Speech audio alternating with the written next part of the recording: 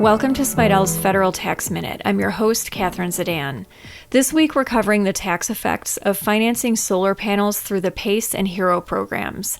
For detailed information on solar energy credits, including eligible expenditures, credit recapture, and residential versus non-residential credits, attend Spiedel's 2-hour webinar on this topic. For more information, go to spiedel.com and click Webinars.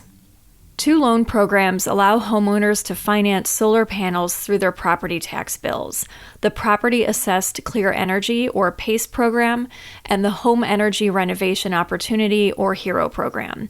Neither the principal nor interest amounts paid on a taxpayer's property tax bill for energy-saving projects are deductible real estate taxes, but taxpayers may be able to deduct some or all of the interest as a home mortgage interest deduction. IRS Information Letter 2012-0018 states that assessments based on anything other than the assessed value of the property may be deductible in certain circumstances if they're levied for the general public welfare by a proper taxing authority at a like rate and on owners of all properties in the taxing authority's jurisdiction. Amounts assessed only on specific properties for local benefit, such as for solar panels, cannot be deducted as real property taxes.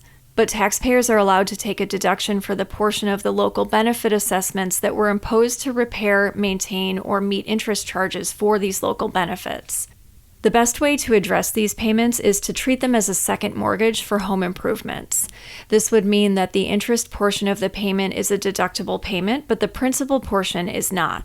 If the loans are on commercial property, interest on the loans will generally be deductible as a business expense. If the loans are on a personal residence, interest on the loans may be deductible as home mortgage interest because the loan is secured by the residence. If the work done on the property is a substantial improvement to the property, the loan is acquisition indebtedness.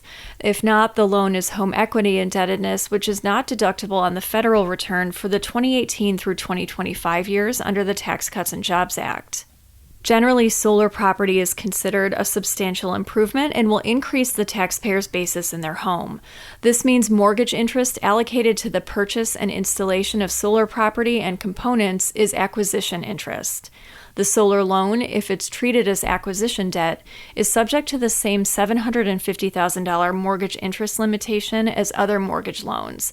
That limitation is $1 million if the loan was in place on or before December 15, 2017. An example of solar property that may not be considered an improvement would be home batteries. If the home battery can easily be removed and taken when the taxpayer sells their home, then it may be more akin to an appliance than a home improvement.